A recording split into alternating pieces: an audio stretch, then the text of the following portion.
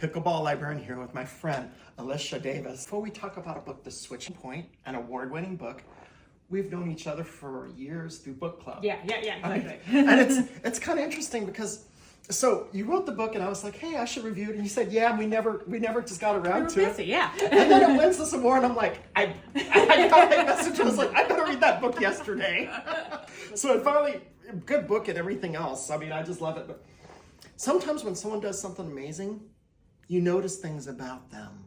So after this won the award, I'm like, I always see you at the author meetings, which, by the way, we're at the Topeka and Shawnee County Public Library. Yes, we are. Excellent, right? And in your book, you gave it a shout. It said this is one of the best. I write here a lot because it's just a wonderful place to be at. Anyway, after you won, I'm thinking, we go to a lot of author talks, and she's always there. She's always buying books. She's taking notes. So you're a student of the craft. Yeah, I love to meet everybody that is writing. There's a ton of really great writers here in Topeka and in this entire part of the state. And so, yeah, if there's a chance to go to an author event, I go. I like the book because it felt like a police procedural, but it was done from the viewpoint of a documentarian. So my main character, Kenan Clark, he is running a show that's kind of like Unsolved Mysteries, except that his show always tries to go after a unsolved crime that has like some sort of paranormal tie to it, some sort of local lore or something. And up to this point, it's been great. He's enjoyed doing that. And now his producers are so excited. They're like, we found a story from your hometown.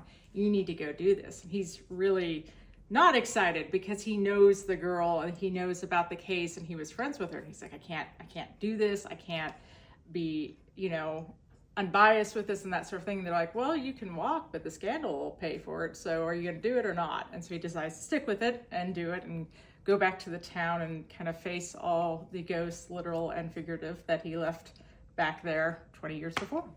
And I love how the book, it flips between 1998 and 2017, and it does it almost every other chapter, so you really got to be attentive. It's a thinking person's book. Oh, thank you. Yeah. So I really like that, but what I especially appreciate is the character development. Not only do you flesh out the characters, but they grow. I mean, he grows in the process because he realized he really was a dick. He was. and then he just grows. He realizes, oh, I better know who this guy's name. And he just, I think, becomes a better person through this.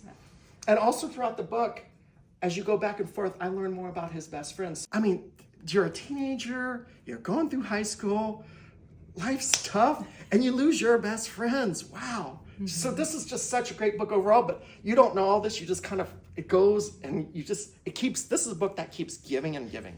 I really want to examine, all of the things that happen to us when we're a teenager or young, and the mistakes we make stay with us as we get older, but we get more perspective and we hopefully grow from them. Kenan hadn't really done that yet. And so he was kind of forced into it. But he does finally start processing and dealing with what happened back then. And it was just fun to kind of follow him on that journey. And as I'm going through this journey, the more I learn about his friends. I mean, Alex, I'm like, wow, we could have been best buds. He just seemed like a super great guy who cared about everyone. Yes, Alex is probably one of my favorite characters because he's just a genuinely good person. And I think, one of the things Ken realizes later is how much more mature and how much more thoughtful Alex was than Kenan was at that age. And that he's that's part of it as well. He wants to do right by his friends because he realizes he kind of let them down at that time, or at least he feels he did, so. And also the stepdad in the book too, right? I mean, what a great guy. So his mom dies. I mean, this poor guy, talking about, wow. But he's raised by a stepdad. Stepdad didn't have to do that. I mean, this guy is a good guy. Yeah. Overall, and then when he left town, he kind of like abandoned his stepdad. Yeah, he kind of abandoned everything when he left. Like after Leonie died, he was done. He was done with all of it. He couldn't process what happened, and so he just ran away from it is what he really did. When he comes back to the town, he not only has to do this, he has to talk with his stepdad again because his stepdad is also the retired police chief. So that's an extra wrinkle in there, and he has to talk to him about the case and that sort of thing. Back to the Kansas Notable Book Award. I mean, they only give out 15 a year. I mean, and it's pretty good. And they try to get a wide range of different books. I probably read about 80 to 90 books a year. And I mean, I've nominated some books for this award. And I didn't get to read your book, but if I read your book, hell yeah, I would have nominated it. It was good. I mean, I really enjoyed it. Definitely a winner. High quality book. I mean, it's amazing. This is your first book, right? This is my first published book. I've written 2 novel length works before that were not very good. They were my, practice. It was the first time I got done with one, I was like, oh my gosh, I can actually write something of this length, because so many times, I'd always written, but it was short work, short stories. And so the first 2 were kind of like proof of concept. I can actually write a story of that length. And they kind of warmed me up to this one. And honestly, with this one, I almost gave up on trying to find a publisher for it. I had been querying for a year and had not had anybody pick up on it. I had only had one request for a further read, and they had passed on it.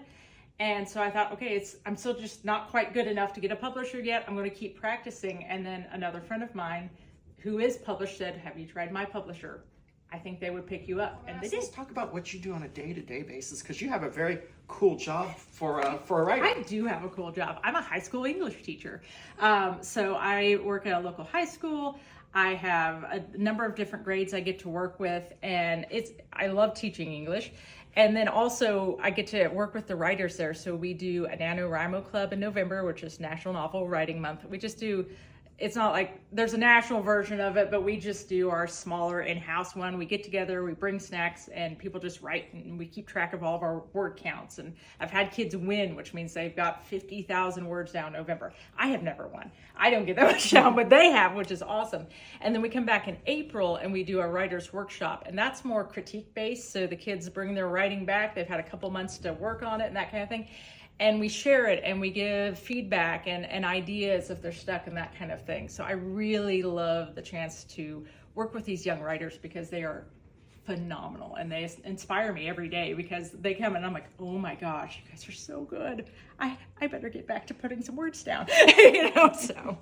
My high school English teachers, they were all great. I mean, I had Hokanson, I had Elrod. I mean, they mainly inspired me, and I wonder if they ever read in a book. Not that I know of, but if you're out there listening, if you're an English teacher, you make a huge difference. And if you think about writing a book, go for it. Do it. It's fun. Man, I really love the switch point. I mean, when's your next book? Anytime now. I've got to email my publisher this week and kind of check up where things are at. It's been under contract since last November, and I did edits in May. So soon I should be getting final layouts and that kind of thing. It's called A History of Madness, and it's it's a fictional book. It's set about a lady who, she's in her early 20s, and she has always had these kind of visions. She sees these colorful auras around people's faces, and she's always treated them like they're hallucinations. But she has recently gone to a psychiatric center that has a very special wing with other people with similar kind of strange symptoms. It has some kind of strange symptoms, and she finds out that maybe it's not just a psychological disorder, and it's dating all the way back to the Tunguska event in Siberia in 1908. So there's a little bit of mystery there as well. So. Oh, interesting. Wow, I look forward to seeing that book too. This is great. So thank you for taking the time to talk to us, and it's nice to have a Kansas Notable Book Award. So I gotta say something. So, hey, when you get that award at the Kansas Book Festival, can I hold it? Yeah, absolutely. Sweet. 80 Childers in this book, and that's a shout out to your family. Childers. It's my grandmother's maiden name. That side of the family, both sides of my family have always been super supportive of my writing and everything like that. But that side of the family always, like every birthday, every Christmas, I had books or I had notebooks to write in, and they were just super supportive. I have a cousin who writes children's books. My great uncle, who is the last living Childers, because it's been all daughters, he was named the poet laureate in his high school. So I wanted to make sure the name kept going. Awesome. So that's why I've used it for my pen name. And this book, The Switch Point, is definitely Pickleball Librarian approved. You can find this book and more at your local independent bookstore.